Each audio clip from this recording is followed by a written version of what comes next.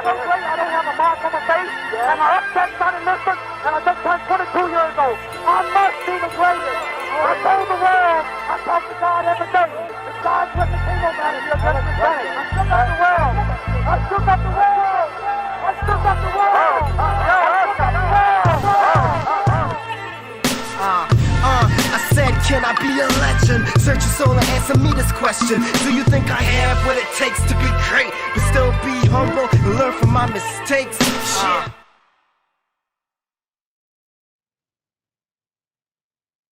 Good night, everyone, and welcome back to your favorite sports show. Although Steezy A. Smith may have a word to say about that. But it's NBA time, and you know how we do it on this, Justin. We cover all sports, especially NBA. So first, let me start by introducing great panel here. Steezy A. Smith really needs no introduction by now. He is family, but all the same, plug yourself, Steezy. Yeah, what's going on, y'all? As always a pleasure being on. Thanks for having me on, Justin, Neil, and nice to meet you, Larry. As you guys might already know, at Steezy A. Smith on all socials, but don't forget to hit that subscribe. This Justin Sports Show. That's why I love having him, like, just bigs at this sports show all the time. Who does at this sports show is Larry Marshall, but he's our friend anyway. Big Miami Heat super fan, although he is in a Kawhi Leonard shirt, and we are not talking about Miami Heat basketball tonight. How's it going, Larry? To join two my best friends, and how do you know it's a Kawhi Leonard shirt? It just has. I know you. Yeah. I know you. I know you like TNT knows drama.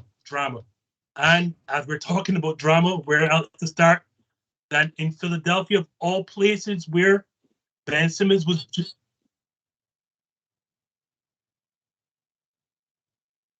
Well, we can't see you on screen. Oh my gosh. Oh, I did not bring you down. Oh, sorry, Neil. I did not have it on my screen.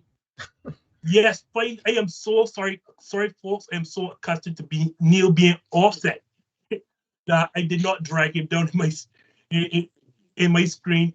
So y'all know Neil by now. Huge Lakers fan, and we'll get at Neil. But he is a guy that makes his entire engine run. Welcome back to the show at least on screen, Neil. How are you?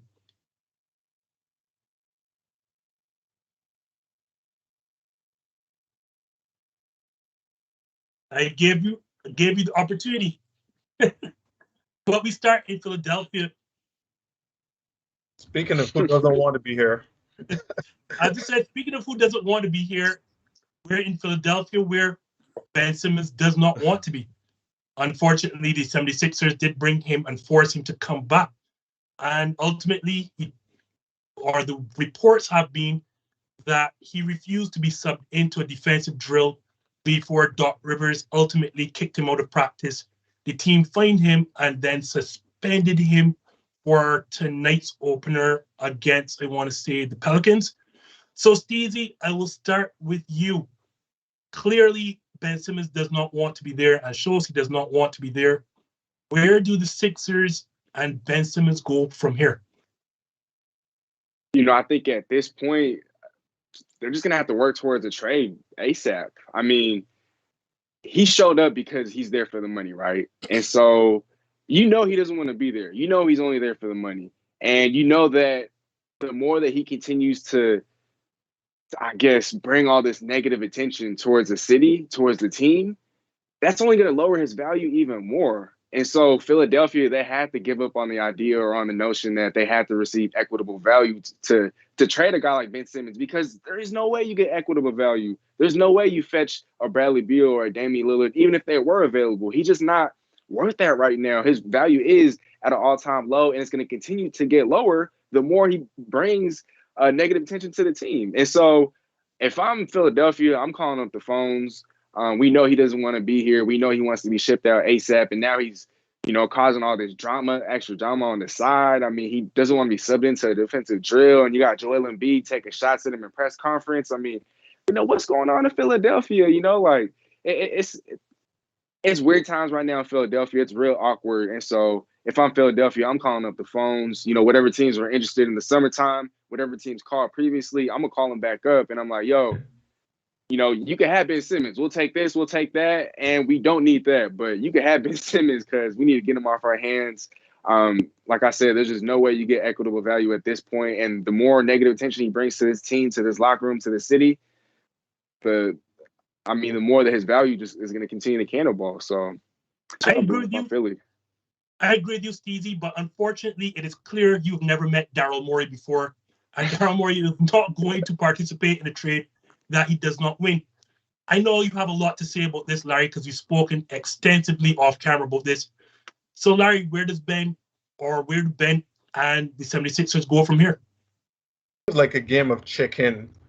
Who's going to blink first? Do the Rockets and Daryl Morey, I guess, acquiesce and say, you know what?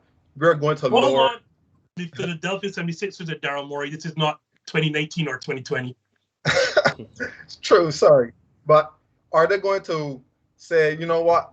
This guy's been a problem. We have to win right now. So we're going to trade him for cents on the dollar. Or are they going to say, well, Ben, clearly you're making a fool of yourself. You're not getting the money you want because he's getting suspended.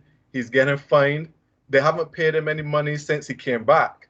So who's really losing out here? I think what the 76ers have to do is kind of negotiate with Ben Simmons, where they have to tell him, this is not helping you get traded. This acting out isn't going to make it easier for us to trade you. Our value is going to be low. We want to win a championship. And the 76ers are in a position where trades like this don't happen, where good teams trade a player of Ben Simmons' caliber, whether he's overrated or not. They don't trade players for like assets. You don't see championship contenders trade star players for assets. They want win-now players. And the teams that want Ben Simmons to make their team a playoff team. So they're going to give out assets and not good players. So I think that's where the issue is as far as Daryl Morey and finding a trade. But Ben Simmons needs to realize, and if I'm going to get traded, this is not helping my cause. I don't know what he needs to do or what he's willing to do, but the best course of action, I would say, for him to at least come in, be a good soldier, even if he doesn't play his hardest, do what James Harden did. Come in, at least pretend that you're playing basketball, seriously, So I think that's where it has to be for right now. Wait, Neil, go ahead. Steve. Sorry, Justin. Real fast, I just wanted to say, so it might sound like I'm hinting at trading for pennies on the dollar, but going back to what Philly's asking price was, I believe it was 4 first-round picks and a couple of starters, and so I'm basically saying from that price you would go down. And so even then, I don't think it'd necessarily be pennies on a dollar if they were to trade Ben Simmons for, let's say, 1 first-round pick and maybe a protected first-rounder and then maybe like a vet or two, but instead of, 4 first-rounders, that's what I mean by, they should just lower the asking price and say, hey, it's 4 first-rounders, give us 1 protected, 1 unprotected, and then a vet or two that'll help us win this year, a couple of shooters here or there. Maybe Sacramento becomes a possibility. Buddy Hield, a couple of first-round picks. He's going to help. And then maybe some salary filler, Harrison Barnes. Well, I don't think a team like Sacramento is going to be like, you know what? Like, Harrison Barnes is a player that can help them win now. And I don't see anyone really making these offers for Ben Simmons. I could be wrong. But I think teams are going to be like, well, you need to trade him, so we're just going to look to fleece you. Because a lot of the reports that we see from Woj and Shams are, the Kings, they're not willing to give up basically any of their good players. Buddy Hield, Daryl Morey's Buddy Hield is going to help us win a championship. Like, he's just not that type of player. So I can see where Daryl Morey is like drawing a line in the sand and saying, no, we need X caliber, like an all-star caliber player and nothing else. But I can see it. Neil, is there a solution? What do the 2 teams or 2 sides need to do from here? Where do they go? Well, I agree. with Larry, I agree with Steezy, right? But my thing is that Ben Simmons has not done himself any favors, right? Because he has put the Philadelphia 76ers in a very, very awkward situation because he clearly doesn't want to be there. He does not want to play with the team, doesn't want to practice with the team. He has isolated himself with the team. And more importantly, he's doing things that are essentially non-written rules, things you just don't do in practice, like have your cell phone or your person and openly defy your coach and say you are not doing the drill. So when you do these things, you're not only showing up your coach and your front office, but you're also showing your teammates that you have no. He's not a person you want any fault so with you. You know, we always talk about being in the trenches and this team wants to get to the playoffs. Ben Simmons is showing that he doesn't even want to be there for the work to get to the playoffs. So they have to trade him. They have to get rid of him, and they have to do it sooner rather than later if they want to remain the contender that they are in the East. They have to minimize the distractions that they have. You have your leader outwardly saying, "I don't care about that man." That is not a good look at all. You have Danny Green said last week, if he comes in and does his job by being pro, then we ain't got no problems. Here's the problem. He's not doing his job. He's not being a pro. So, as Steezy said, is dropping his overall value. He is becoming a distraction. Every day, every outlet is talking about him. So they have to move him. Now, what do they move him for? As Larry said, no one that's trying to get the playoffs that would trade for Ben Simmons are going to trade away their best assets for Ben Simmons. Now, Ben Simmons is a I wouldn't say he's a top tier talent. Obviously, he has to work on his shooting and his jumper. But no one is going to trade for Ben Simmons, especially now that he's such a distraction when he doesn't get his way. You understand? Can you see Portland trading CJ McCollum or Washington trading Bradley Beal for him when you're wanting him to come in and make your team better? When clearly he's going to disappear when the lights get the brightest, when you need him in the clutch or when you need him to make a shot or whatever, like he's going to disappear. And you don't want that around your franchise.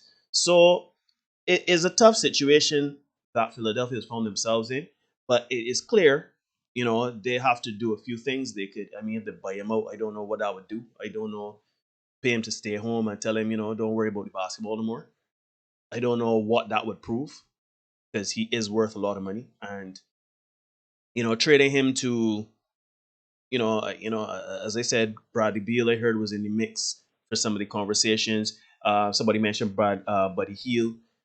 Like, you are going to be trading him for cents on the dollar if you want to win now. If you are willing to say, okay, this is a season that may be experimental and we may just have to wing it, then you could try a trade. But if you're trying to win now, I don't know, man. It's a real tough situation. I think that Ben Simmons, and what's upset me about this, I know I'm going on a rant. What's upsetting me about this is that I know these players are not role models, right? But I feel as though the entitlement and the attitude with, oh, I can, hold out and I can do this and do that. Players look up to Ben Simmons. Young, impressionable kids look up to Ben Simmons. So now they're going to their team and they're walking around with their cell phone because they can't play. You know what I mean? Or they're deciding, shoot, I can tell my coach no because they're the best player on the team. So I have a bit of a problem with the work ethic of Ben Simmons and his professionalism or lack thereof. So it's not a good look for the NBA, in my opinion. It's not a good look for the Philadelphia 76ers. It's not a good look for Ben Simmons. Nobody is winning in this situation. And that's a key point. The situation that you're in, no one's going to win in. So, am I stuck? Am I off camera? Can y'all hear me? Yes, we can hear you. You're there. Yeah, I can hear you. Sorry. Yeah, I thought it was Yeah, stuck for a I can second. hear you. Here is the situation as it stands. Like, I do not see a scenario where the 76ers can afford to bring Ben Simmons back in any capacity. Mm-hmm. Like, and that's the reality of the situation. The fans are going to eat him alive. And even if you ignore the fans, the teammates, obviously, like, your star player does not want him. I think he's made that much clear now. Like, and this is not a team that's also a run team. This is a team that has championship aspirations. You can't afford to put him on the court. First, you don't know what he's going to do. Because as Neil pointed out, clearly he's not going to take a professional route here. So you have no idea what he's going to do. You don't know how he's going to play in certain scenarios. And the teammates are not going to trust him. I mean, if you're not going to get or allow yourself to be subbed in, then imagine what's going to happen during an actual game situation. And the first game that he can actually play in is against none other than the Brooklyn Nets in Philadelphia with that crowd. More drama. And let's, for argument's sake, say you pin him to the bench. Every single day that Ben Simmons appears on the team, your players, your head coach, they're going to have to answer the questions every single day. What's the latest with Ben Simmons? How does the team react? How do you feel about him doing this or doing that or just being on the bench, holding, et cetera, et cetera? You can't have that distraction.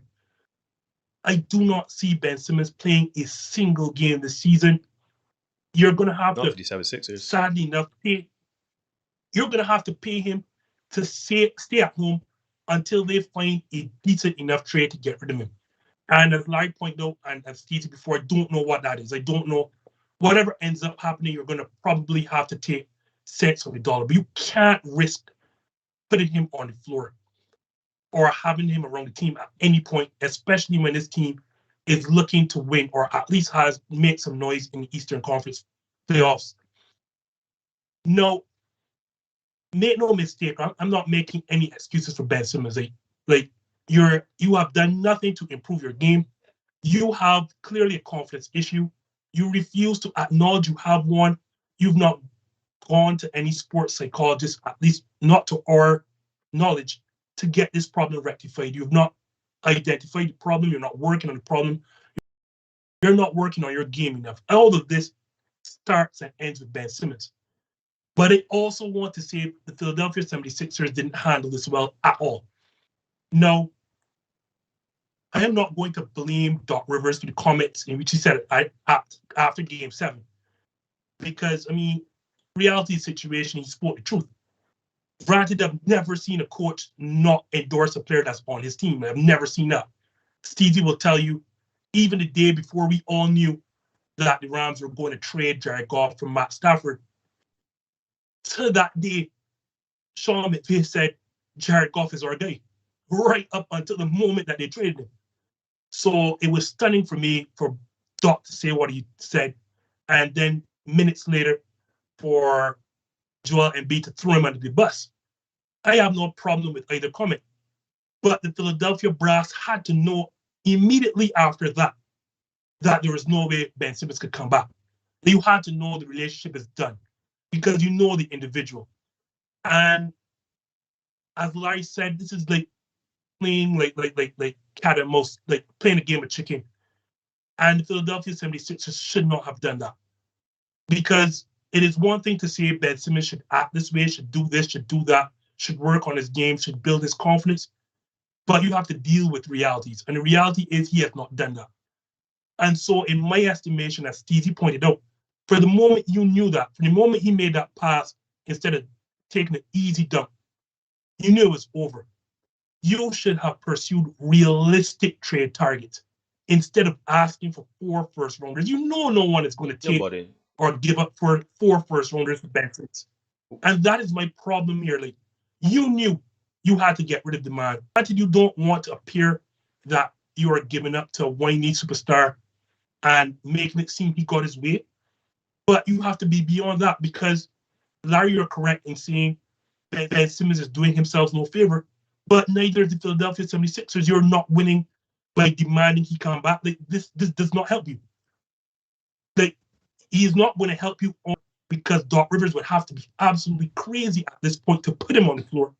So he's not going to help you on the roster. He's But not Justin, going to help you. Sorry, Justin, to cross you. Got to answer yourself. Even if Doc Rivers, Ben Simmons is willing to if Doc Rivers is willing to put him in the game, if he will go in, because right now there's a level of dissension in the ranks, so to speak, where Ben Simmons is openly challenging his coach. He's openly denying to do things his coach says. So I can see a situation where he's like, okay, Ben, let's go, or you starting tonight or whatever. He doesn't change warm up, so he just comes in street clothes, refusing to change. I could see that happening.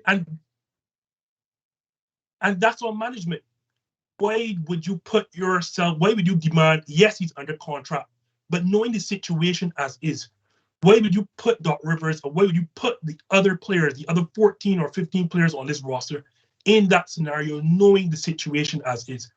Like Steezy said, you can't start at 4 first-round picks. You have to find a realistic trade scenario. I don't know what that is to move on, but you can't have him in the facility, and you certainly can't have him on the court. Sure. I see you itching to jump in, Larry. Yeah, I come in to disagree a little, just a little bit. Mainly where come to defend Doc Rivers' honor, as I usually do. Oh, dear. I mean, he didn't not endorse it, No, make no mistake, Larry. I have no problem with what Doc Rivers said. But you're making it seem like by it's him not that he didn't saying endorse that him. the relationship was over between the 76ers and Ben Simmons because Doc Rivers said, I don't know, to a question. So I'm saying the players have been in trade rumors before. Players have been traded and the trade fell through and had to come back, right? Like the Lakers tried to trade for Chris Paul, and that didn't go through, and the players went back to the team, other than Lamar Odom, of course. So I don't see just because he was thrown under the bus or because the coach didn't endorse him that the 76ers, or at least Daryl Morey, was like, yeah, well, we have to trade him at all costs. There's no way he can come back. Daryl Morey's job is to win a title, right? That his job is to bring a championship to the 76ers.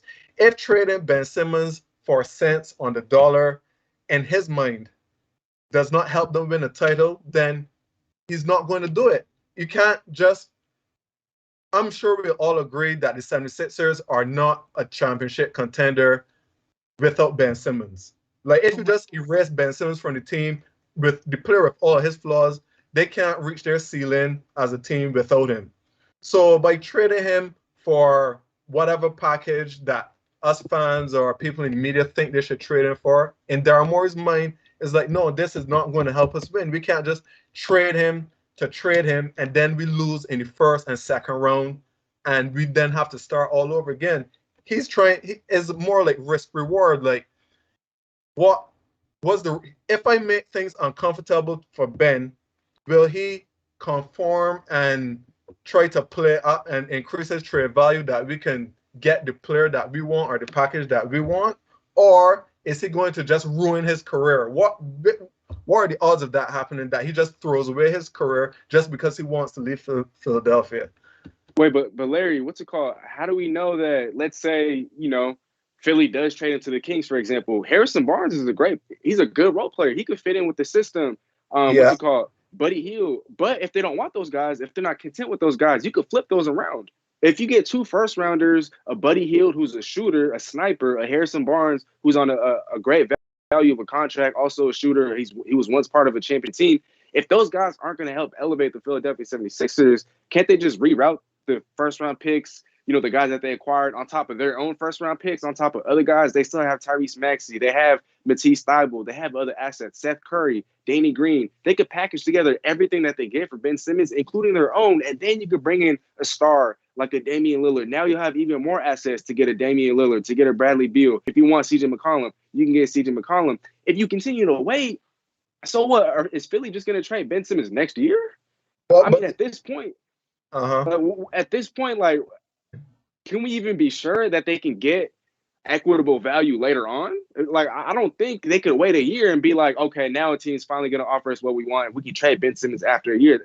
That's just not possible to me. I mean, how is he going to elevate his trade value by playing for the team if he's not even willing to practice? I don't think there's any way that Philadelphia can convince him to just say, hey, work with us, play good, go back to being your old self, and then, we could finally trade you. I don't think it's to the point where it's fractured. Ben Simmons is not going to do them any favors. Him and his team already made it clear, yo, that's not our problem. That's your guys' problem. That's a personal problem. That's not ours. It's not up to them and his team to increase trade value. You know what I mean? So that's kind of where I stand. I just feel like at this point, you got to take what you could get. You can't wait because, a year from now, let's say his trade value just completely craters, and then you got to trade him for like 2 second-round picks? A bench player, we don't know how much further his value will crater. And so we got to just get something now. I mean, Philly needs shooters, right? And so you surround Joel Embiid and Tobias Harris. That's still 2 stars, shooters. You know, a good solid coach in Doc Rivers, who might be overrated, but you still have a competent GM. You know, there's a lot of directions that they could go. I just feel like now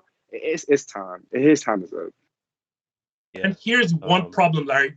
You're correct in trading Ben Simmons may not help you, but guess what? Definitely won't help you. Keeping him there because he doesn't want to play. Like, and there's a problem. Like, having him is not helping you. It's just he's not going to play, and even if he does play, he's not going to be Ben Simmons. And yes, is he willing to ruin his career? Or you have to ask, will this ruin his career? And well, if he never plays again in Philadelphia, like let's say if Daryl Morey says, well, no play, no pay, is he going to spend the next 4 years not playing basketball just to not play for Philadelphia? I would have, and I'm guessing this is what, you know, as you said, Clutch Sports and Ben Simmons are banking on. I guess they're just waiting up Daryl Morey to say, you don't have the balls to do that. Yeah, you're going to have to. He doesn't have them shoot. So what makes you think he has them to do anything else? But here's my take, right? Here's my take, right? We all agree. My take, right? My take is, I completely, I agree with what everybody is saying, right? But one thing that is something that we have to all agree on, right, is that the situation right now for the team, their mission going into this season, before all of this drama or whatever, was to get back to the position of competing for an NBA Finals, an NBA championship, right? Unfortunately, they found themselves in this situation. Whomever is at fault, they have to get rid of Ben Simmons now. If they want to retain that whatever small window, because we're going to talk about it later on in the show about who we think is the contender and all of that. But right now, you have as good a chance as any time to make a run to be the best in the East. And the unfortunate thing is that with Ben Simmons there, they're not gonna get that. Whether he plays, he's not gonna give 100%. If he plays and give 100%, I think that would be shocking. Very cool. But if he doesn't play, that'd be called 2K21. Exactly, video game stuff, right? So if he doesn't play, or if he, remains with the team, but people every day asking about him, and he's fine this and he's doing that, and he comes to practice sometimes, he doesn't come to practice sometimes, or he's part. Like, people will always be asking questions, and Joel Embiid and some of the other guys can get frustrated answering these questions, particularly the young guys, right? You're put in a situation where there's tension in the locker room whenever he turns up. When he turns up, he doesn't want to be involved. If he comes to games, he's going to isolate himself. You know what I mean? But he has to sit with the players on the bench. Like, it's going to be a total mess. So it is the best thing for everyone and the franchise to get him from there. Now, I know Morris, he is supposed to bring a championship to the team. But right now, I think the more important thing to do is make sure that you don't have a fractured team, and a team that can very well find themselves in the bottom of the Eastern Conference standings because of this entire situation. So I agree with Steezy. Whatever you can get now. Get when you're getting good. I'm not saying to essentially cut off your nose to spite your face. That's a Barbadian saying we have. But essentially is, don't just trade him for anything. That's not what we are saying. You have to construct a deal that makes sense. I like the options that you gave Steezy about bringing in other players and flipping them later. But you have to get Ben Simmons out of Philadelphia. It is. I know right now it is who's going to blink first, and it's all about poker and bluffing and everything like that. But to me, the stakes are too high for this team in this moment in time. So the best thing for everyone involved is to just ship out Ben Simmons and make the best of essentially a bad situation. And one last thing, I'm sorry, one last thing I want to say quickly. So Joel Embiid is a very injury-prone superstar, as we all know. Even last year, he had a career year. He still missed, 15-plus games. Who knows? We don't know if his time in Philadelphia is limited. Who knows if he were to suffer another injury? Let's say, I don't know. Basically, all I'm trying to say is you want to maximize Joel Embiid's career now. Just because he's so injury-prone while he's this good now, you got to give him the players to complement, him now. I mean, you can't stand around and wait, a year or two. You got to be able to construct around him now. He is the best player, and it's not Ben Simmons. Can all agree on that for sure. So from one player who doesn't like to take shots to another one who doesn't want to take a shot, we have another situation over there in Brooklyn. one Kyrie Irving, who, as today, right now, at the filming of this show, has not taken any COVID-19 vaccination. So I'm going to start with you, Larry. We saw Brooklyn in their season opener go down 23 points to the defending champs on ring night without said Kyrie Irving. Do the Brooklyn Nets need Kyrie Irving to take this shot? I'm going to say yes. If, let's say, Kyrie was on the Brooklyn Nets, they would be overwhelming favorites. But as we saw last night, they don't have enough firepower to match up with Giannis and company because KD is great, Harden is great, but LaMarcus Aldridge, not so much. Not so much. Mayor thought, I mean, Patty Mills had a great night last night, but you 7 for can't 7 expect from 3. that 7 for 7 every single game. And you had Durant that played pretty well, Harden that played pretty well, and they still barely scored over 100 points. I think they need the extra firepower in order to beat, um, I would say, beat a team like Miami and a team Yeah. like and a team like Milwaukee in a 7-game series. But in order to beat most of the riffraff in the league, the regular season, I don't think they need Kyrie Irving for the regular season. James Harden can carry them, Durant can carry them, but they need Kyrie Irving, especially in case of an injury. We know they had multiple injuries to players in the playoffs last year. And if James Harden gets another hamstring, if KD gets another hamstring injury, what will happen? They're a deep team in terms of names, but not in terms of talent. We all know Paul Millsap, we all know Aldridge, Blake Griffin, but those guys are kind of washed, you know. And in the regular season, probably not, but in the playoffs, most definitely, if they want to win a championship, yeah. So I'll say yes. Neil, same thing. Do the Brooklyn Nets need Kyrie Irving to backtrack on his vaccination status? They need him to take the COVID-19 shot, mumps, measles, rubella. They need him to take a flu cold shot. Whatever shot they need him to take, he needs to take all the shots. Because, as Larry very rightly said, they need him because as great as Kevin Durant and as great as James Harden, as great as they don't have the scoring outside of that to make things happen. Kyrie Irving is a magician with the ball, and he is a person that is proven in clutch situations. LaMarcus Aldridge, as Larry said, he was ineffective, and he was kind of coming back from essentially a career-ending situation medically. So he's long in the tooth. His best by date is gone. Paul Millsap, the same thing. He's still kind of effective, but he's still long in the tooth. You have Blake Griffin, who his best days are behind him. So you need to have that player. And again, as Larry said, Patty Mills 7 for 7. That's not going to happen every night, right? I mean, he's a great player. He's going to have great nights, but let's be honest. To replace Kyrie Irving, he will not do that. So you need Kyrie Irving to, and I would even disagree with Larry a bit. You need Kyrie Irving you need him for the regular season because you want to establish yourself as the premier team in the East. You want to send messages every now and then to remind people like, yo, we are the team in the East to beat. We are gunning for the Bucks. We are coming because remember last season they lost by an inch, by a toenail from Kevin Durant. If Kevin Durant makes that shot, we don't know what happens from there, right? Like they're going to the finals. Who knows what happens? So I think it is very important for Kyrie to be there.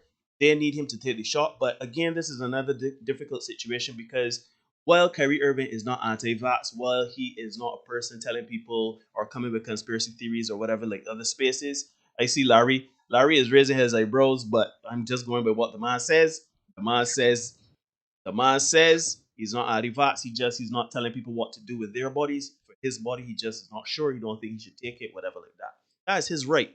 But it's also the Brooklyn Nets' right to not pay you. You understand? You are not here. You are mandated to take the vaccine. You're not playing. You know what I mean? I heard some reports talking about they should trade him and consider trades and stuff like that. I mean, Kyrie Irving is a hell of a talent. And while the situation is not as tense or as fractured as the one in Philadelphia with Ben Simmons and the front office, I still think that they need to find some way to make this work. I heard people saying like on the road he could probably travel depending on the state and what their mandate is or whatever. I don't know what can happen, but they have to do whatever they can to ensure that Kyrie Irving is on that court. Because you don't want a situation where he doesn't play all season. He comes into the playoffs now, and one, you may not have the seeding that's favorable, and two, you don't have the chemistry with the guys because you haven't been practicing, you haven't been at the facilities, you haven't been traveling with them, right? So it is a situation where you need him now. And as Larry also said, injuries. Kevin Durant is known to have injuries. James Harden has that hamstring. You know that LaMarcus Aldridge and Blake Griffin, they're older guys. Patty Mills is up there in age too. Injuries can happen. We've seen it the last few seasons. Injuries happen and it could deplete your entire team, especially if you're a championship contender. So for me, I would say whatever it takes to get Kyrie on the court that makes everyone safe and comfortable and happy, it should happen. If it means that he plays on road games, if I don't know what's the legal logistics of it with the front office or the NBA, but if they can find a way to get him on the court to play, shoot, even if it's half the games, they're gonna be in a great position for these playoffs. And then come playoffs, then that we're talking about six months down the road, 8 months down the road. Be worried about that time, with if he wants to take the vaccine or if there's something that's worked out in the balance. But right now, I think they need it.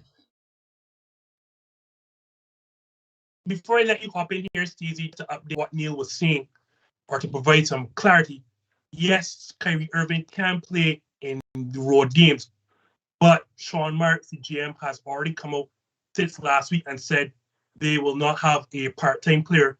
So it is either that he is fully vaccinated and able to play both home and away games, or he's not playing at all. So just to update you there, Neil, and I must say, before I let Steezy hop in here, I agree. Like, who wants a part-time player on their roster? Like, you have to change game plans for half the games as opposed to the other half.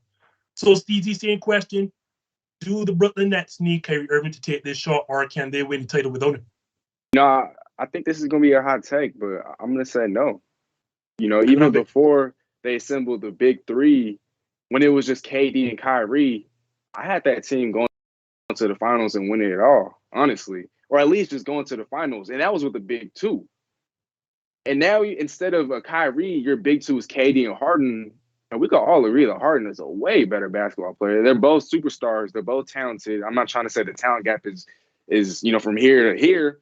But James Harden is a top 5 player when healthy in the NBA. Kyrie is more of a top 15.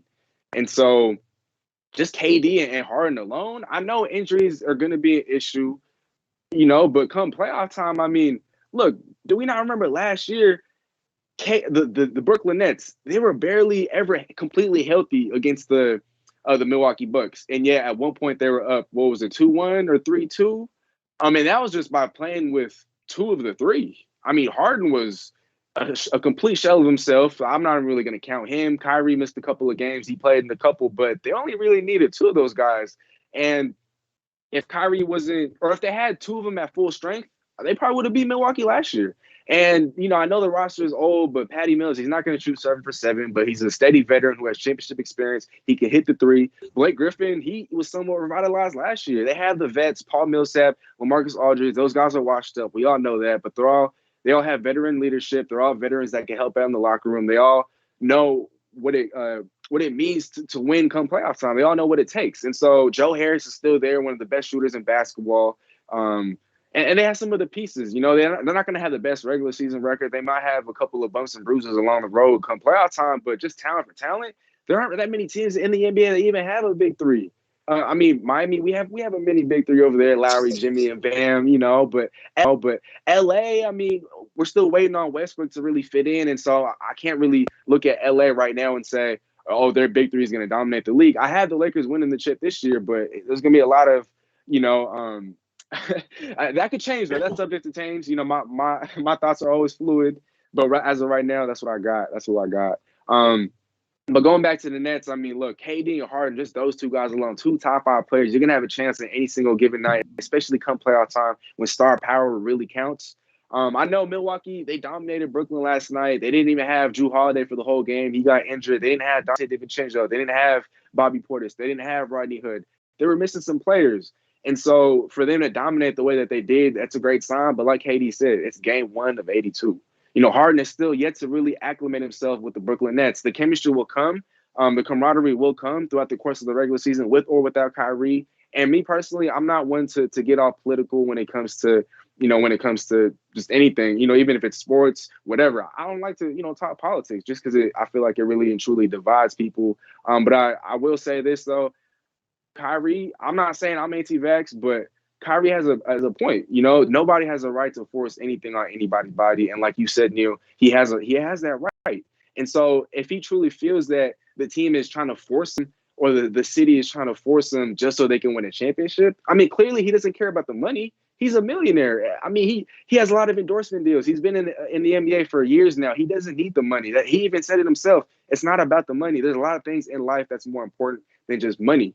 And he's making a lot of it, and he's made a lot of it. He clearly doesn't need that now. I think what he's trying to do is bigger than that. He has a bigger purpose, and he's trying to uplift those that have lost their livelihoods. He was talking about how he's upset about, I'm not saying that he's anti-vax, right? And I truly believe that. But what he's saying is that for all these people to have their livelihood stripped just because they don't want to take it, I understand there's health and safety concerns and, you want to be safe and whatnot. But at the end of the day, you can't force somebody to put something into their bodies if they don't want it. And so I see what he's standing up for. And in a way, I kind of stand by him because to me, I don't really think I don't know if fair is the correct word, but it's not morally or ethically right in my eyes to have to force something upon somebody. And I think Kyrie, he has a bigger purpose in mind. And not a lot of people are looking into that. Not a lot of people are even considering that. They're just looking past that and they're saying, oh, this guy's selfish. He doesn't care about his team, blah, blah, blah, blah. What are you talking about? So you're talking about the over $2 million he donated to the WNBA? That wasn't an unselfish act? What about all the people that he helped during the Black Lives Matter movements? All the money that he contributed? What about all the schools that he's given money to? All the hungry people that he's, helped feed? And now all of a sudden, because he doesn't want to help his team win a championship, he's selfish? He's an evil human being? He's a monster? I don't understand that. The media and the whole world is trying to demonize and destroy this man when deep down he has a bigger purpose, and nobody wants to acknowledge that. Nobody. I don't know why. And so I didn't even mean to get into all that. Like I said, I'm not trying to get all political, but I've just been a little frustrated because I'm seeing all these different articles that literally destroying this man's character. Why? Why do you feel the need to have to destroy this man's character? He has that right. So respect that right. Even if you don't respect the decision, respect his right. And that's where I stand. So you never have to worry about that. Neil and Larry will tell you this show does not run or duck from the issues. We always tackle the issues here. So let me start where you ended. And let me say personally, I don't think the reason Kyrie Irving should be vaccinated is for basketball purposes. I think, like you said, that to me is a very small issue. Like, that's not the reason you should get vaccinated or should be forced into vaccination. I myself, and I can say this, I am vaccinated. And I do believe in people getting vaccinated, not just for themselves, but for the family and for the well-being of the entire society. So we can get back to some sort of sense of normalcy. Like you said, though, Steezy, I'm not here to attack anyone for their choices, though. Nor do I believe anyone. I'll say I respect people's choice or people's right to choose. And I'm not going to attack anyone for the choice that they make not to get vaccinated. So I agree with you there, Steezy, to attack Kyrie Irving personally, to say that he's this person for not getting vaccinated. That's another thing. Like, I'm not going down that road. Like, if you're going to get vaccinated for personal reasons, get vaccinated for your family, get vaccinated for things outside of, because at the end of the day, this is simply just basketball. And I don't think anyone should get vaccinated for the purpose of trying to win a championship. That's, to me, neither here nor there.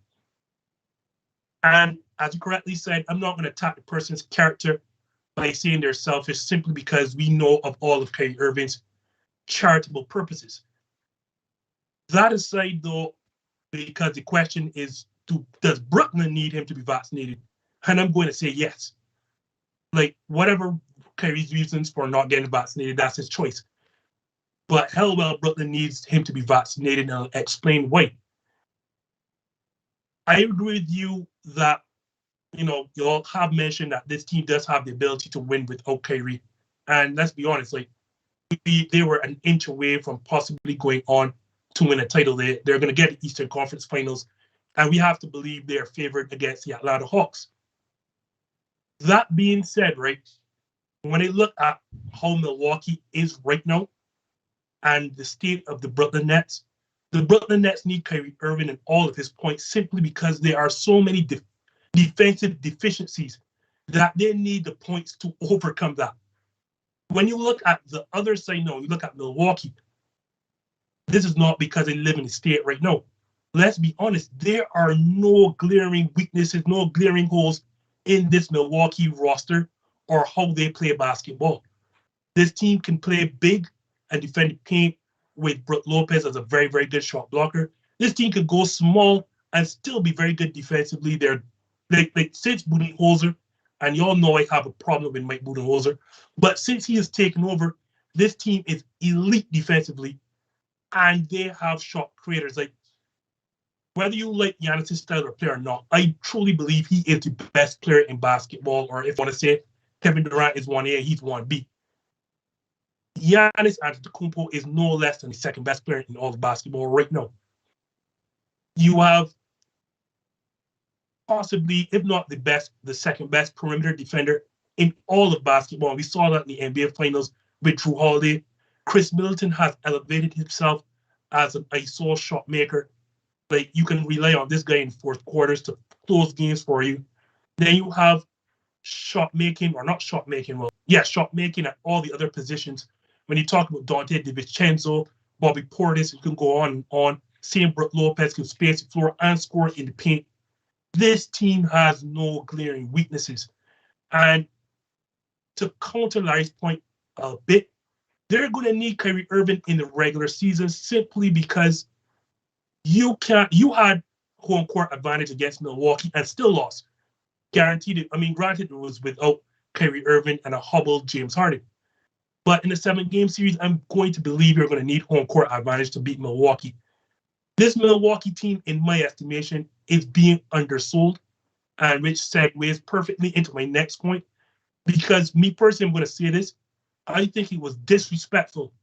I know the talent that lies on both the Lakers and Brooklyn Nets, but I thought it was disrespectful for Vegas to have both the Brooklyn Nets and Los Angeles Lakers with better odds to win the title than the defending champs, considering Brooklyn Nets have question marks over Kyrie Irving. None of us know if he's going to play. I suspect Kyrie Irving himself does not know if he's going to play or not. The Lakers have, 11, 12 new players on this entire roster, people that now have to gel, and I think it's a badly constructed roster, but I'm going to get to that in the next segment.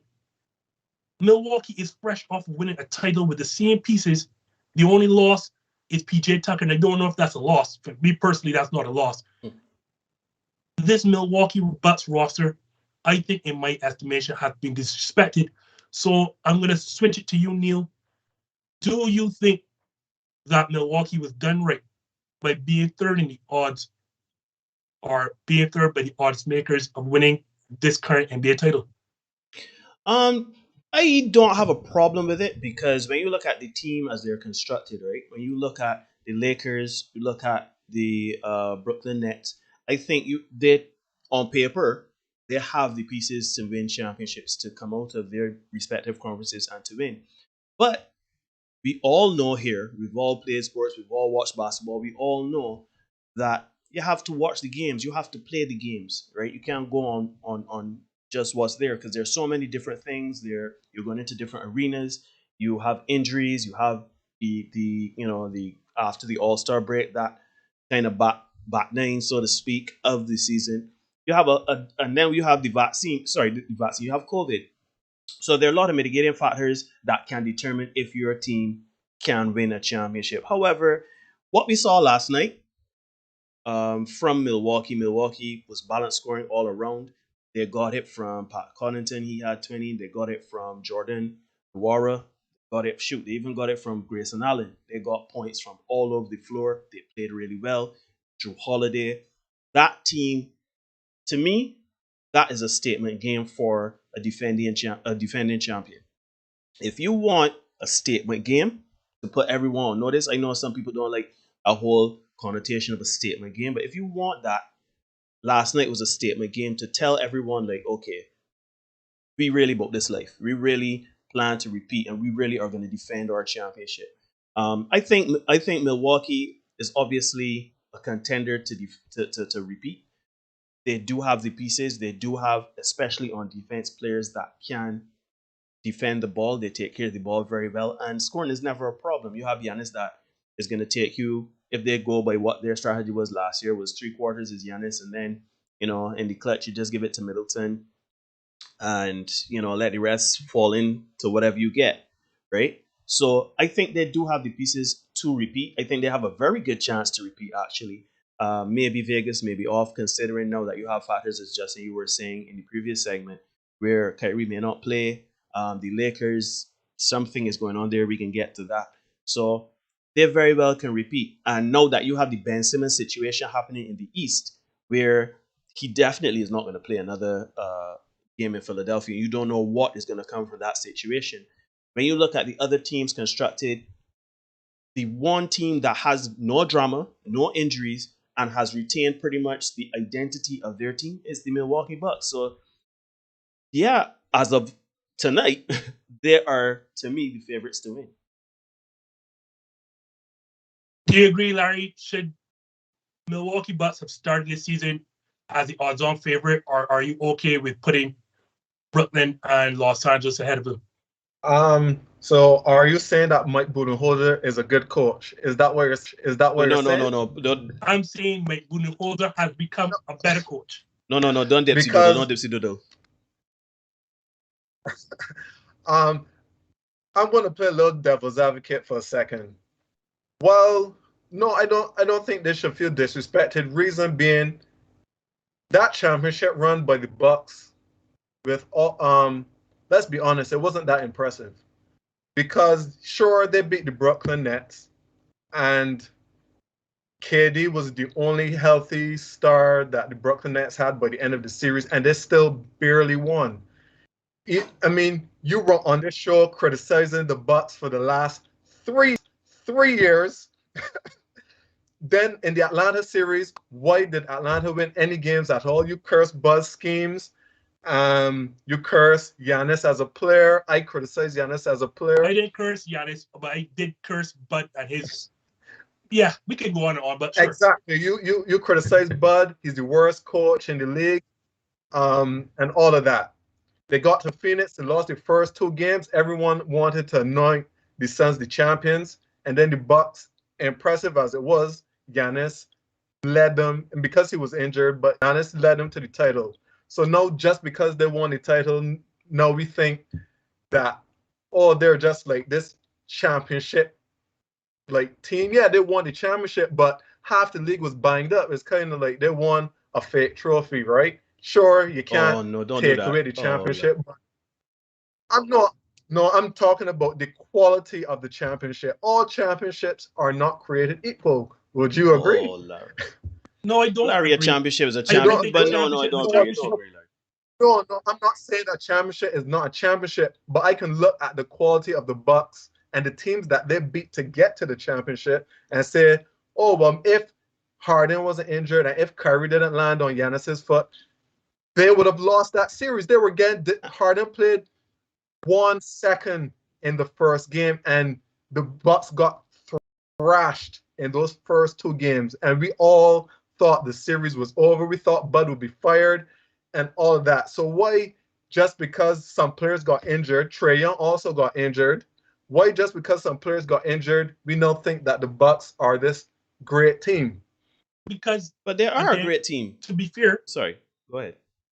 When you look at it, even didn't think that before. Let's minus this championship run. Let's take away that championship run. Right. This was a good team to begin with anyway. Yes, that no one had faith in. No one here said, I got the Bucks this year, man. Budenholzer, he's a great coach, man. No one here thought that. So why, when they injured competition, and they would have had the same answer for the Suns, why when you be injured competition, you can't just be at the top of the mountain? I think Vegas is logical to have the Nets as the best team. Hell, with that big three, they probably are the best team in the league. But the Lakers, I just remember there's big three. Lakers, I don't have the Lakers up there because Westbrook is trash. But that's but that's the end of my devil's advocate. Okay. I personally think the Bucks are the strongest team because Del Christie talked about playing against the Lakers in 2002, and he was making the point where even though the Kings in that series felt that they were the better team, and they probably were, the fact that the Lakers had already won championships before gave them an edge where they never got rattled. Everything was okay, and as we saw in Game 7 for the Kings, they couldn't hit their free throws to win. They got rattled. So juxtapose that to the Bucks now. I think having that monkey off your back, because Giannis now is hitting free throws. He now has a great looking jump shot. It's not perfect, but it's a much better looking jump shot where I'm confident that where teams can't just load up in the paint. He actually has a mid-range jumper now. So I think that the Bucks are actually a much stronger team than when we last saw them, not necessarily roster-wise, but the players, I think, will have a better season and approach the playoffs better. I think Budenholzer is a better coach because he adopted switching systems. The problem with the 2 previous years was that, this is my way and the highway, and I'm not switching for nothing. But as we saw last year, they went to a switching system. They mixed around. They don't have Tucker anymore, so maybe that might be, where they make a step back defensively. But overall, I think they are a stronger team. But I don't think that they should feel disrespected by having Brooklyn above them. Like Brooklyn, a one-man Brooklyn team almost beat them. Really beat them. So they shouldn't feel disrespected, but I still think they are the favorites, yes.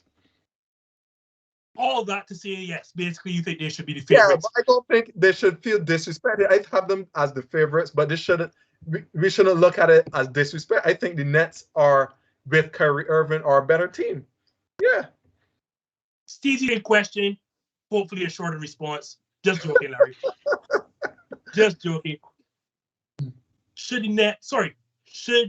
Milwaukee, as defending champs, and after that 23-point row, should they have been viewed as the favorites to defend?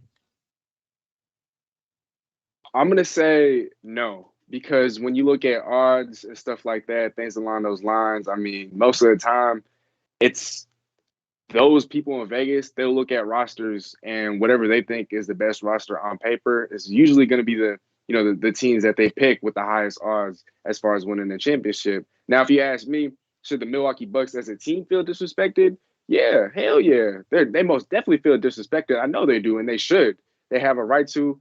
For me, I used to have that same thought process. I used to think, there's certain teams that win championships, and they go through a whole bunch of intra competition. You want to go back to Steph Curry when his Warriors first won that chip against the Cavs. Kevin Love wasn't there. Kyrie wasn't there after Game 1. Does anybody question, Steph's first ring? No one questions the validity of that ring.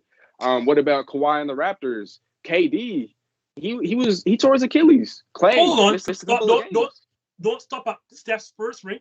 Let's call all of them. Let's keep going, because he benefited from a CP3 injury in Ring 3. He also benefited from a Kawhi injury in Ring 2. So, yeah, injuries are part of the game, but don't let me cross you just to get at Larry. Steezy, go ahead. I wasn't saying that you take away the validity of the championship. I'm just saying that the road, we're gauging the Bucks as a team overall.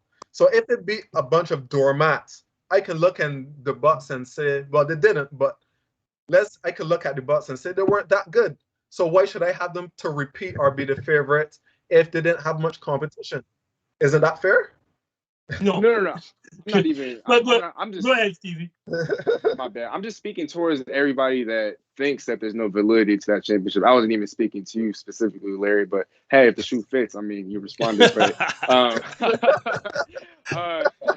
you know, with that aside, I mean, yeah, look, on paper, like I was saying, the Lakers, they have a better roster on paper. But look, as we know, just because you have the best roster on paper, that doesn't necessarily mean that you're an automatic lock to win the championship. More times than often than not, especially in the NBA, that is going to be the case, as opposed to leagues like the NFL, where it's more team-oriented and coach-based on top of the talent.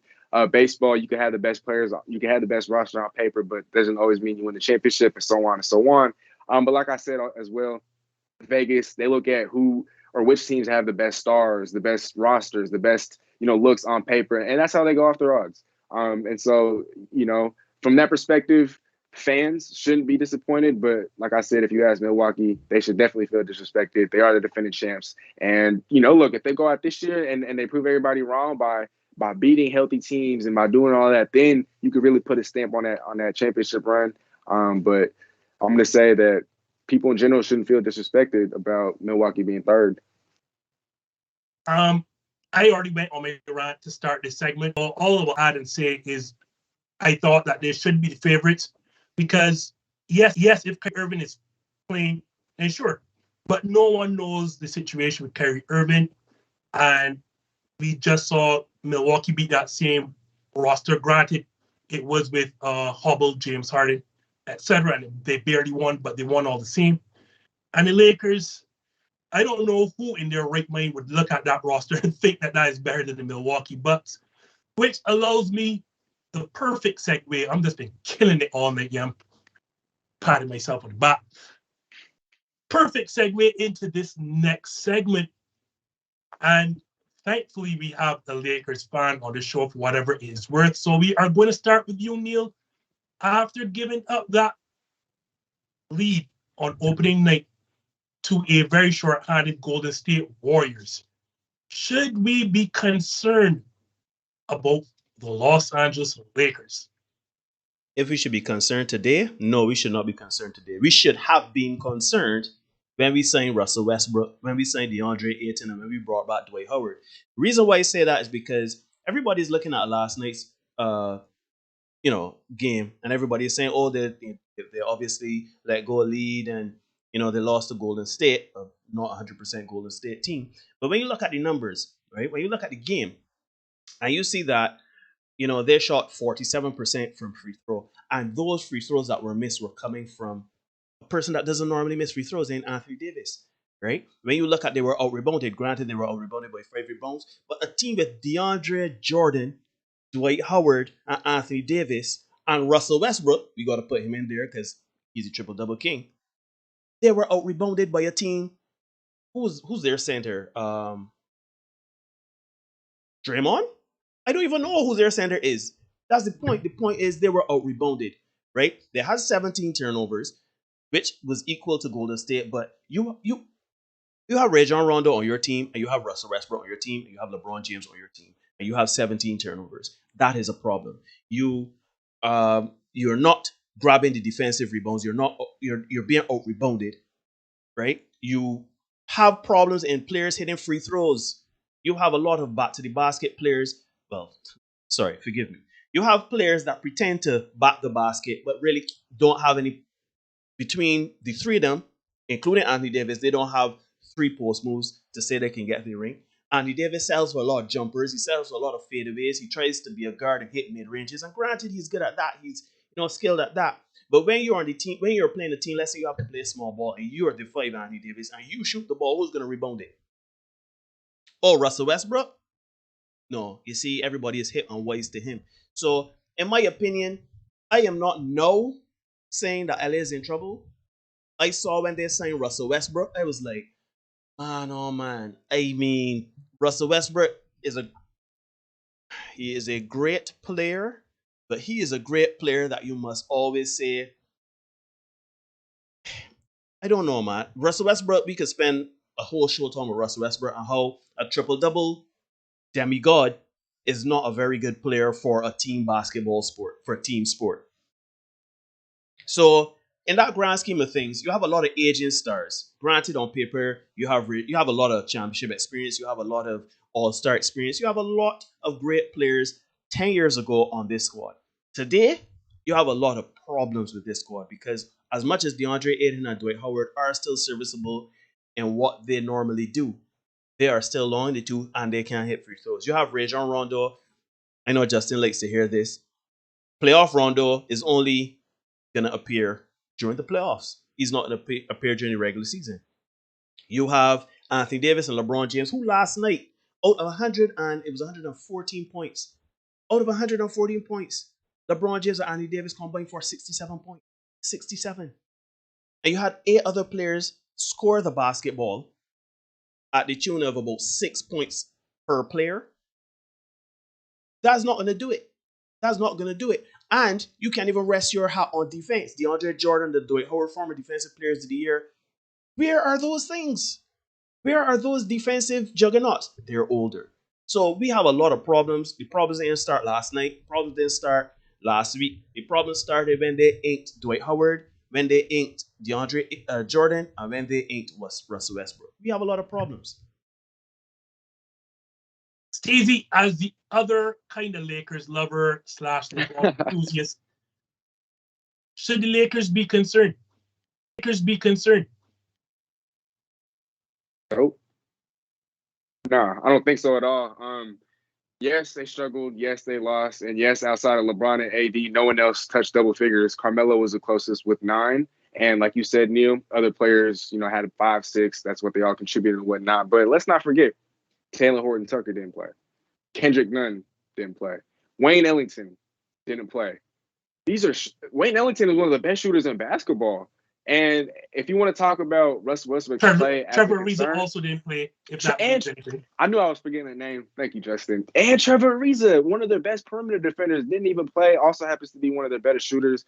I understand the fit concern with Russell Westbrook, but come on, y'all. Like LeBron said, it's only game 1. Russell Westbrook is just too hard on himself. But I truly believe that Russell Westbrook, while there are issues with the fit, what he brings to the table is the fact that now they have a guy when LeBron goes to the bench, they have a guy that they can turn to. And yes, yesterday was game 1 of 82. Guys are going to struggle. It's the first game of the season. I know Steph struggled, but he had a triple-double. The team played well. But we see this all the time with LeBron teams, LeBron-led teams. They'll coast through the regular season. They'll seem to get exposed in the regular season. Other teams will point out this weakness, that weakness, this weakness. Well, you know what? That's what the trade deadline is for. That's what the waiver wire is for. And when it comes to a team like the Lakers, they're going to get whatever it takes. They're going to get whatever it needs that they have to address, whatever holes that they have. They will address it at the trade deadline. I have no doubt about that. The buyout market, there's guys that are going to be bought out. They're going to have options. LA is always going to be a premier destination. They'll get it figured out. Come playoff time, they have the superstars. They have the talent. Russell Westbrook will fit it out. He is from there. And then, like I was going to go into, last year, whenever LeBron went to the bench, the offense and the entire team was just awful. Even if AD was on the floor, they couldn't put the ball in the hole. Efficiency cratered. Defensively, they were off. Offensively, they couldn't put the ball in the hole, like I said. So one of the big purposes of bringing in a Russell Westbrook is to take care of those non-LeBron minutes. Every time LeBron was on the floor, the Lakers fielded the top 3 offense last year. Take them off the floor, they were bottom 3. And at least Russell Westbrook can help keep them afloat. Regular season, he'll put up numbers, but I had no doubt in my mind he'll be able to adjust. He's getting older. He's hungry. He wants to win a ring. And he feels like this could possibly be his last chance. He'll do whatever it takes to adjust. When it comes playoff time, they do still have, 3 megastars, 3 superstars. And like I said earlier, come playoff time, it really is all about star power, star talent. And as we know, LeBron has been doubted way too many times to really bet against them. Same thing for Tom Brady in football. I mean, the more you bet against him, the more he proves us wrong. LeBron is that in the NBA. I'm not worried at all. This is just a blip on the radar. They'll get it figured out. And once those guys that missed the game last night end up coming back, it'll be even scarier. I don't think I should have to ask Larry because I kind of feel I know where Larry's going to go, but he's on the show, so I have to do it all the same. Should we be concerned about what we saw from LA last night? I agree with a lot of what Steezy said. He hijacked my point about the Lakers, some key players, Wayne Ellington, Ariza, those guys, Taylor Horton Tucker, who's out for like 4 to 6 weeks. But he sounds like a Laker fan. He sounds optimistic about the team. Like, I don't know why. Everything he said is about the Lakers having a good offense, and when LeBron goes to the bench, the team kind of sucks.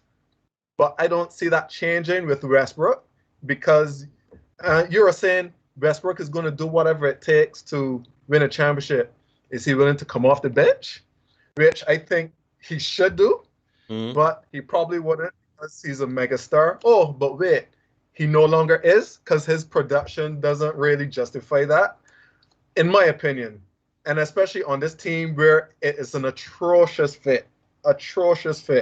But fortunately for the Lakers and fortunately for Westbrook, he plays with LeBron James. He plays with Anthony Davis. And for the regular season, as you said, they're about destination. They can improve the roster around those stars because they're not going to trade Westbrook. So the team is going to improve.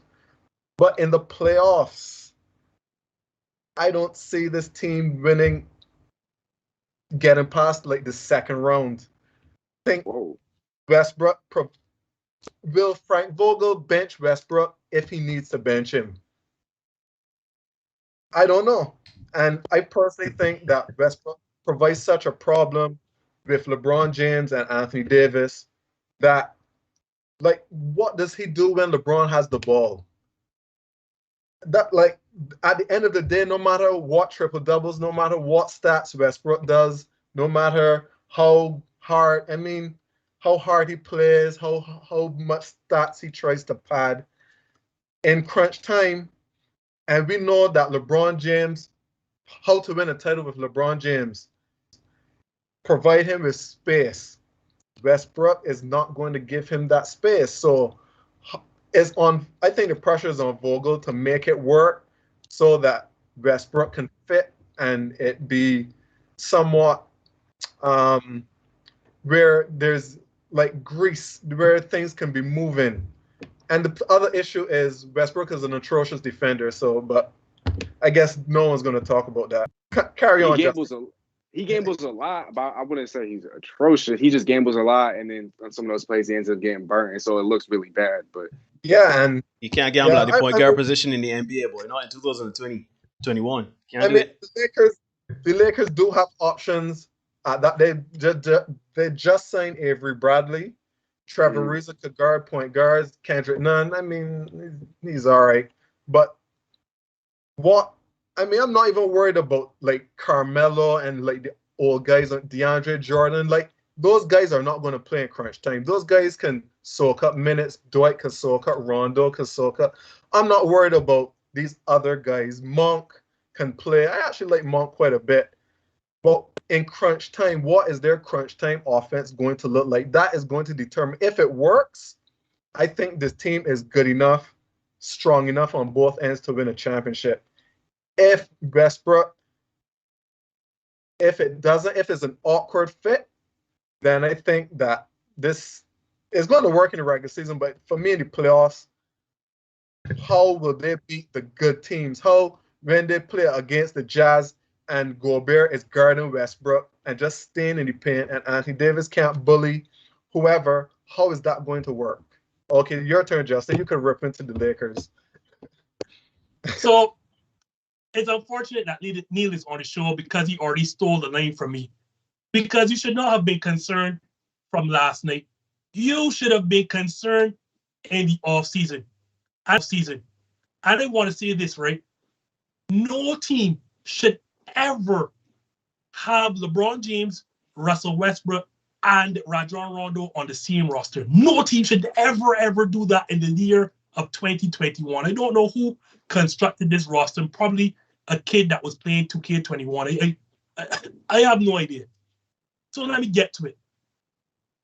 Westbrook's struggles last night were not shocking in the least. Because the very first thing, as Larry pointed to, no matter what LeBron James tells you, LeBron James will always play on the ball. Will always. He's done that his entire 18-year career. It is a reason he is top 7 or 8 in assists. Because he's always on the ball, and his primary, don't mind the chase, don't blocks, don't mind game-winning shots, or whatever not. The greatest asset of LeBron James is his passing / playmaking. And for that to happen, he has to be on the ball. And as Larry correctly pointed out, we've seen now 4 LeBron James championships, and all of those have come with spacing on the floor. Russell Westbrook is a player who needs the ball in his hands. How is that going to happen when he's playing alongside LeBron James? Now, to your point, Steve, you did make, now Westbrook is there to take care of the non-LeBron minutes. Completely agreed. And he can do that without actually coming off the bench because you can stagger their minutes. Herein lies the problem. Guess who's also coming off that bench? Rajon Rondo. Guess who also needs the ball in his hands? Rajon Rondo. So what are you going to do? Are you going to not play one of them? Because when LeBron James is not on the floor, likely Rajon Rondo will be. So it's going to come down to the situation. Are you willing not to play Rajon Rondo or Russell Westbrook? Forget who's going to be bench. Who are you not going to play? And we've seen now, we want to talk about dear Russell Westbrook. Let's go through his recent history. For the Houston Rockets to make Westbrook fit, you know what they had to do? They had to trade away Clint Capella to make Russell Westbrook their de facto center. That's basically how bad, because they said there is no space on this floor. We can't have anyone in the paint. Well, guess what? The Lakers, and I'm going to attack the next player who needs attacking now, because Anthony Davis refuses to play the 5 for extended minutes. To get through the regular season or postseason, they had to bring in DeAndre Jordan and Dwight Howard. Now, I have no problem with Dwight Howard. I love what Dwight Howard brings to the team. But now you have both DeAndre Jordan and Dwight Howard. So it means that when Anthony Davis is off the floor, or even is on it, one of the two of them are going to be on the court. What room is there for Westbrook to attack the ring when Anthony Davis is there and his man is sagging off? Because if I'm a defender, as decent as Anthony Davis is as a jump shooter, I'd rather him take those jump shots than attack me in the paint, which is what Golden State were quite willing to live with. They were like, all right, if you want to hit that jumper, so be it. But you're not putting us in full trouble and you're not destroying us in the paint, so go right ahead. And that can't happen now for Westbrook, because when he looks up, guess who's in the paint? Either Dwight Howard or DeAndre Jordan. Are you going to trade away both when you know full well that Anthony Davis does not want to man up and play the 5 inside the paint? This is a roster just, oh my gosh. And you had Buddy Hield trade there waiting. And for whatever reason, LeBron James thought, because I know this isn't management, this isn't Frank Vogel, this is all LeBron James. LeBron James is management. Well, yes, he is management. For whatever reason, LeBron James, in his infinite wisdom, thought, you know who would be a better fit next to me? Russell Westbrook, and not Buddy Hield, who can actually space the floor to fringe all-star level. Why do you not take the Sacramento deal? Why would you go to a player? And granted, I understand for LeBron James' purposes, he also wants somebody who can handle the playmaking load. But then why do you go to Russell Westbrook and Rajon Rondo? So it means Westbrook will be on the court with either LeBron James or Rondo. And we saw what happened last night. That was nil. That was a nil effect. I agree, you Steezy, they can make moves at the buyout market, whatever. But LeBron James, like Rondo, they're not going to admit to the mistake of bringing in Westbrook, so they're not going to trade him. And there lies the problem. Are you going to bench Westbrook? And it doesn't matter, because even when he comes off the bench, he's going to be playing next to another guard who needs the ball in his hands. This roster is as many names, and I like Larry said, I like Melo coming off the bench for this thing, because you can put him and let him isolate and score against bench players. I like it. Like, you don't have to have him defending first, starters where he's a clear minus. You don't have to worry about that. He's coming off your bench. And yes, there's still Reza to come. There's still Wayne Ellington to come. And let me also say this. I did not realize that they picked up Avery Bradley. Kent Bazemore should not play another meaningful minute for the Los Angeles Lakers ever again. I don't want to laugh, but that's a bit harsh. That's a bit harsh. Yes, that's very harsh. He's bit like hard. one of their When, better players. when you have these kids coming back, would you rather Kent Bazemore on the floor than Malik Monk? No. Wayne Ellington? No. I Yes. don't like why the hell Kent Bazemore can't space the floor for LeBron James either. The man is like He can't. Yes, he can. no. He can't. No, come on, Justin. Come on, Theoretically, Justin. he Oh, he should. is a He 3 he and D struggled last player. night. Yeah, Justin. He Plus 10. he is not a good 3-and-D player though. Yes, he's a But 3-and-D hold player. on, But he's hold on, not a hold good on a one. minute. Hold on a minute. That's not the point. You're being unfair. You're being unfair. Yeah, because You're being No. unfair. hold on a minute, Justin. Hold on. I was crapping on my Lakers. I would take a bunch of crapping on my Lakers to a point. You're going a bit too far now because Kent Bazemore, while he is not as good as some of the other players on the roster, I still do think that he is serviceable in the spacing of the team. He could hit a 3-pointer. He could, he can keep certain players honest, certain defenses honest. How that work out for you? How that work out for you last night? That's Kent one. Bazemore is Hold on. Plus 10. Hold on.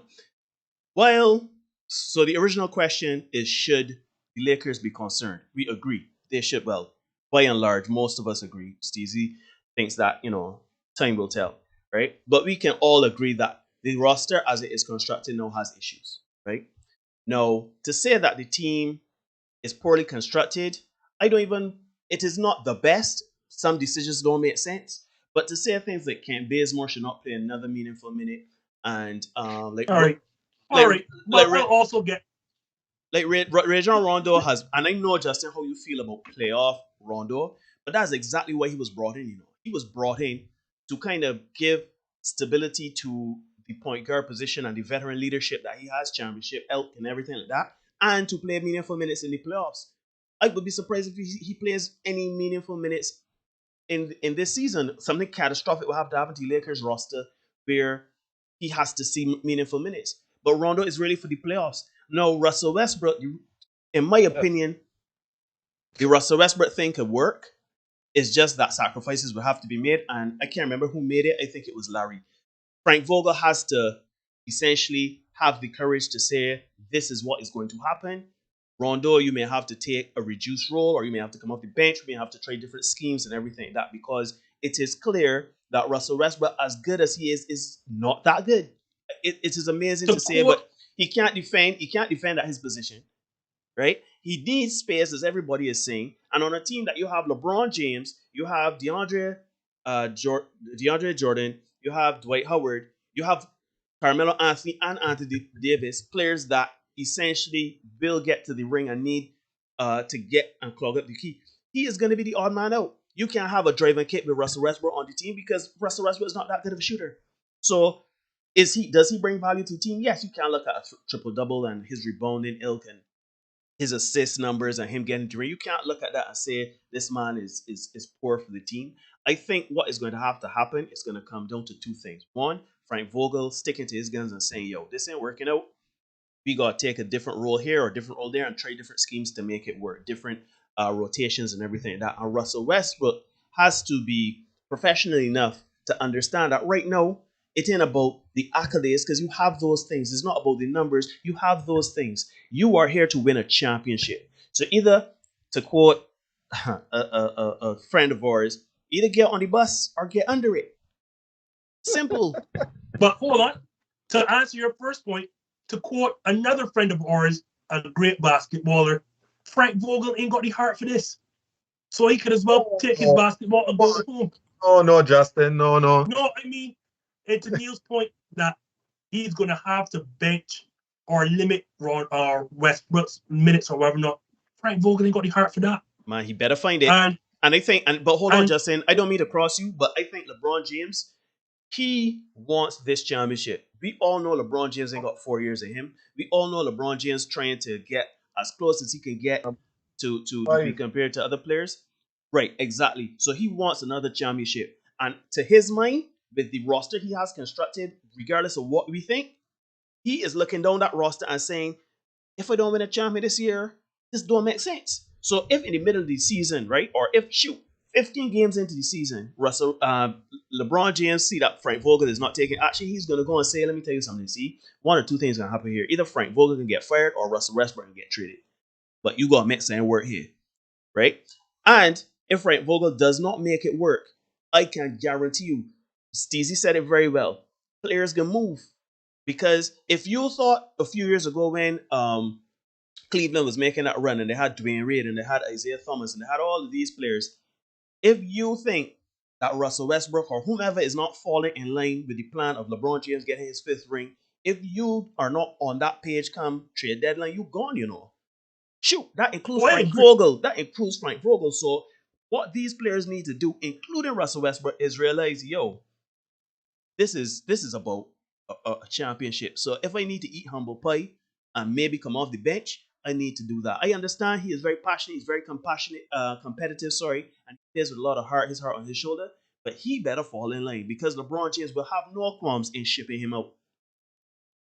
But that's the problem, though. From my perspective, I think it's going to be too late because I expect this Laker team to have a pretty good regular season. Against like some of these lower talented teams, Westbrook is probably going to have a field day on some nights. Golden State is a team with championship pedigree. They have Draymond, they have Steph. Yeah, they have some younger guys, but those guys know how to play at a certain level. So yeah, they got beat last night. There's no shame in that. But when you're playing against the Orlando Magics, the Sacramento Kings, Westbrook, they're going to tear that up. And during the regular season, they're going to. They think that I believe they're going to think that they're better than they actually are. So then, when they get to the playoffs and teams can scheme against them, I think that's when they're going to have their biggest problems. And to wrap up this segment, let me quickly say, you said last night was not a shame, Larry. Well, when a team like Golden State, who is smaller and less undermanned than you are, outscored you in the paint, yeah, to me that is shameful. Like as I called all those paint scores, LeBron James, Westbrook, Anthony Davis, Dwight Howard, DeAndre Jordan, just because I'm calling names. Yeah, that looks bad. So game.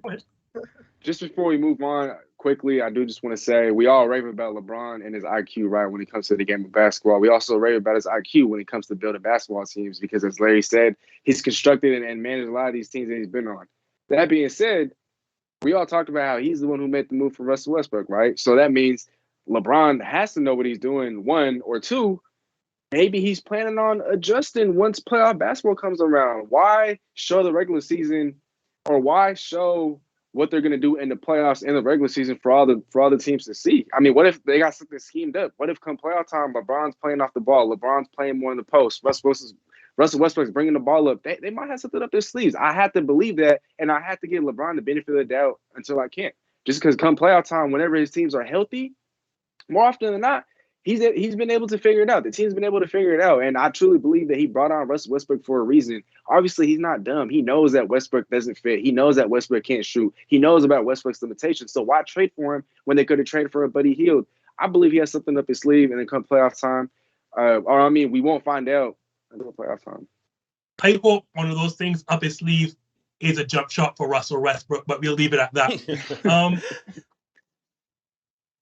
To close up, guys, final segment, one of those contenders for the Western Conference crown lies in their same division, the Pacific Division, that being my Phoenix Suns, who may or may not have an issue on their hands right now because they were not able to come to terms with the contract extension for rising center Deandre Ayton. I'm going to start with you, Steezy. What do you make of that situation? I think the Phoenix Suns are right in not budging. I think, to my knowledge, DeAndre Ayton is seeking a contract around 5 years, $172 million. And I forgot what player was in the report that I read earlier, but it was similar to Trae Young. Trae Young.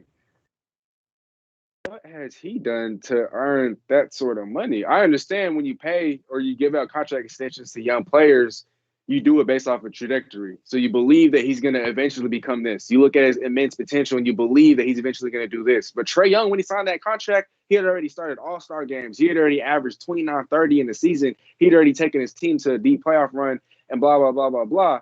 Earned accolades. DeAndre Ayton, yes, he was considered a third star to, a championship caliber type team last year in the playoffs, but he kind of fizzled out come finals time. I mean, he didn't end up proving himself. He didn't end up showing that he's worthy of this sort of money. And so if I'm the Phoenix Suns, they're making the right decision. And I'd hold out. I'd wait for him to ball out this year in a contract year. And if he can average, okay, I'm not going to say he should average at least 20 because, CB3 and Devin Booker is still on your Suns, but if he can at least take a step forward and show some of those leaps that he showed in the first couple of rounds of the playoffs last year, then pay the man. I think it's a good problem when you have to pay a man because you didn't initially pay him. Yeah, it's going to hurt the Suns in their payroll and that they're going to have to pay him now what he wants, but at least he proved that he's earned it. So far, he hasn't proved and showed anything to deserve that much money. And so Phoenix definitely, they should keep their stance, hold tight. And once he proves them wrong over the course of the season, that's a good problem, just because you know that he's a legitimate potential star.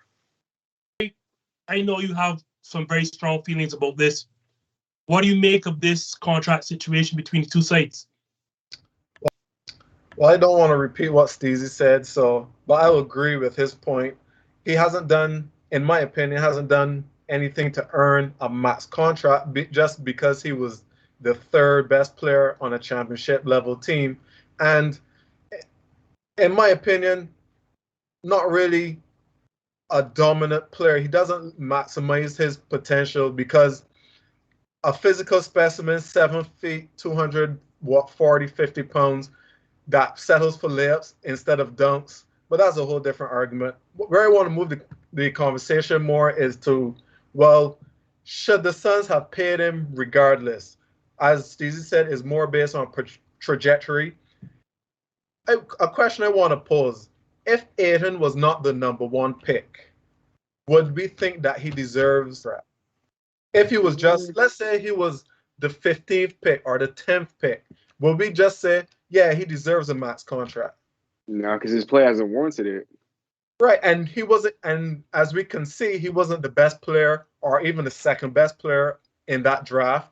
So just because his draft status, it seems like the general public feel, yeah, he deserves a max contract because they made the finals. Well, Clint Capella, a few years ago on that run where they got beaten, where the Rockets lost to the Warriors in 7, a much better team. They play, and he didn't get a max contract after beating two pretty good. Went against Karl Anthony Towns in 2018 in the first round, and against Rudy Gobert in the second round. So why should we think that Ayton deserves that level of contract? John Collins turned down like, how much did he turn down? He turned down like $90+ million to enter restricted free agency this offseason. They went on a pretty similar run. They overachieved, made it to the Eastern Conference Finals, was 2 games away from the finals.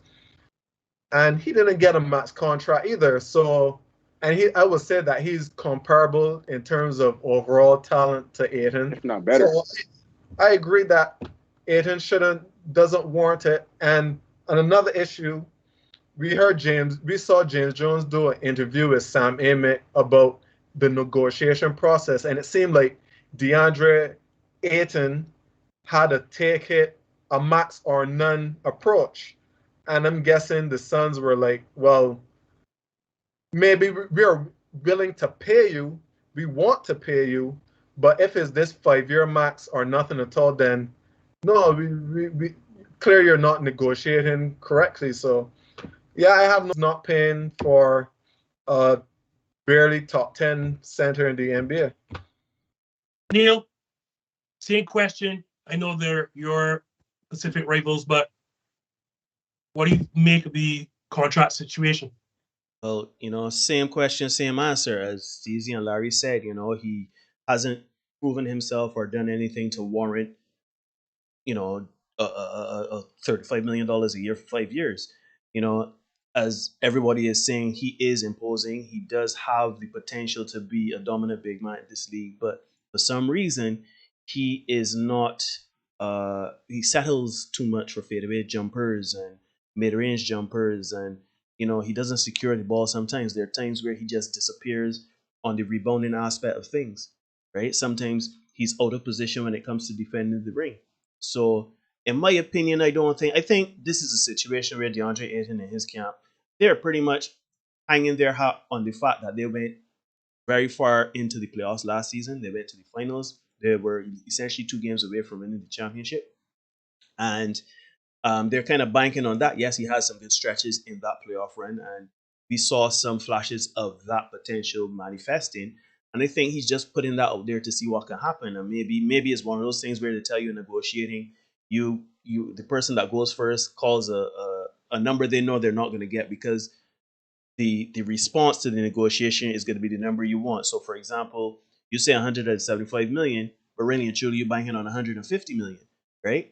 If you come out and say 150 million, they can probably try to lowball you there. So, this is one of those things where I don't have anything differing from the guys on the panel. I do agree, DeAndre Ayton. I do agree with Steezy that if this year, if he balls out, if he really takes his potential and brings it to fruition, where he is dominating centers, dominating the low post play, and players that he should be dominating, and being a steadfast low post presence for that Phoenix Suns. Because as you all mentioned, there's Devin Booker and there's Chris Paul.